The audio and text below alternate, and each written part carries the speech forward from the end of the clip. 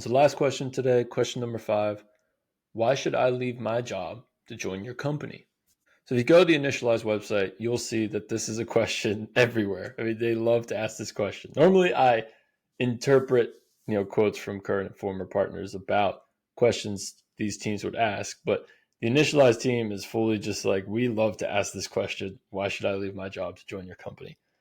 And I think it's an excellent question that all investment teams should ask themselves and ask each other when debating an investment. It's personally how I think about whether I want to start a new project. I'd assume most VCs am very curious. So many things sound interesting to me. And, I always think, oh, how fun it would be to do a deep dive into that compulsion. But typically, once I start to dive in, I find it is really hard and there's a lot I don't know. And the day to day actually isn't as fun as the end goal sounds. And I don't really know enough to produce a good outcome. So maybe it's not worth my time to jump into that experiment or that compulsion, whatever you want to call it.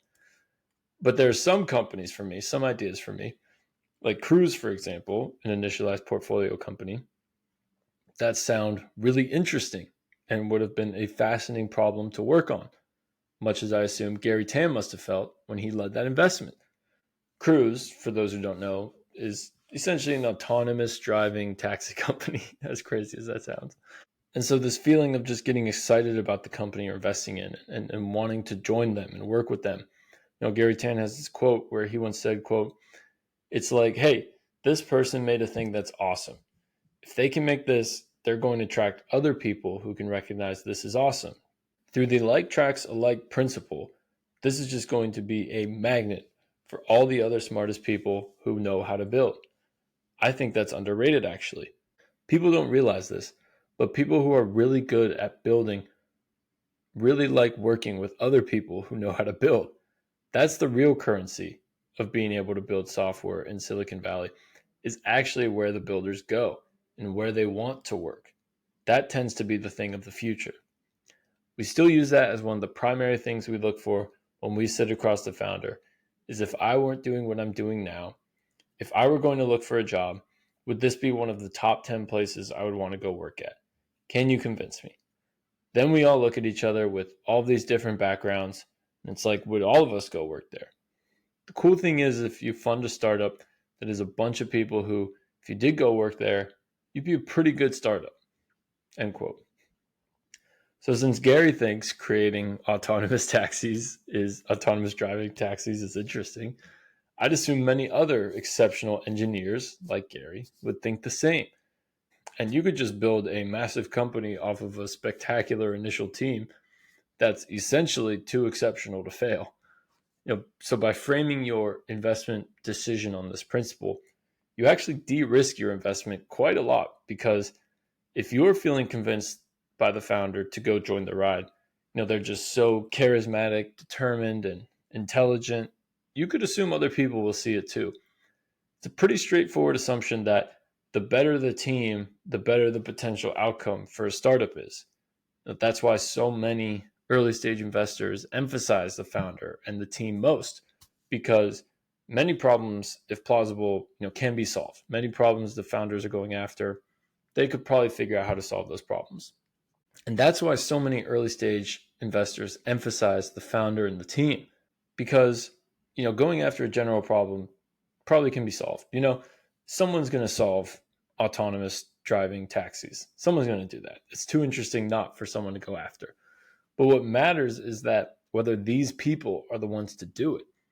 So if you believe these are the people to do it, this is the team that can solve this problem, then likely other, potential employees or builders looking for a new role will likely feel the same way you do, if you're a reputable builder yourself, if you have some credibility with your opinion. And so, as we've touched on before in this podcast, storytelling is just such a vital skill for a founder, because it's the best way to attract exceptional employees.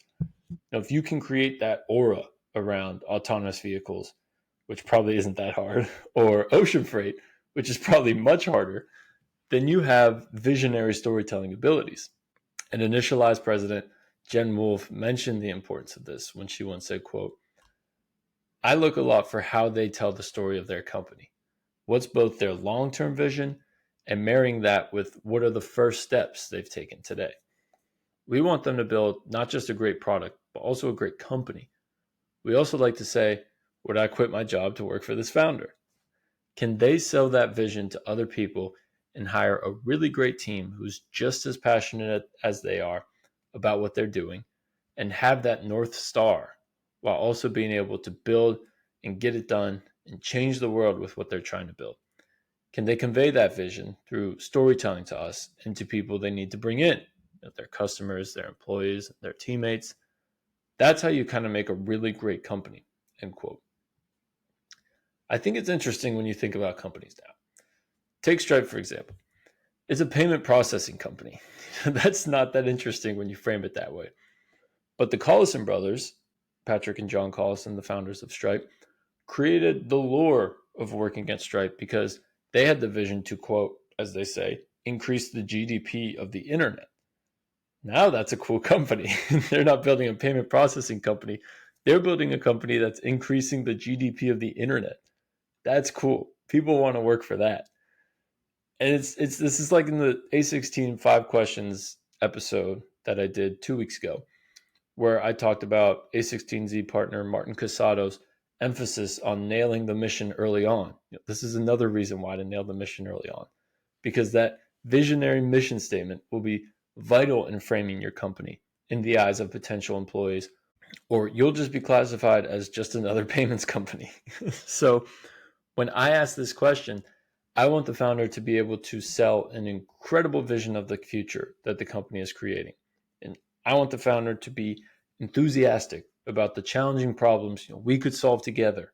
And so I don't really know because, again, I've never been formally pitched by a startup, but I'd assume that if I just heard an incredible, one sentence mission statement, that'd be enough to sell me.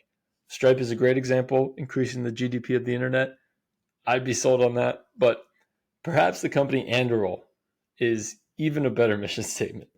Again, on the Substack, you can see this picture, but this was actually their second slide in their initial pitch deck when raising their Series A round with Founders Fund.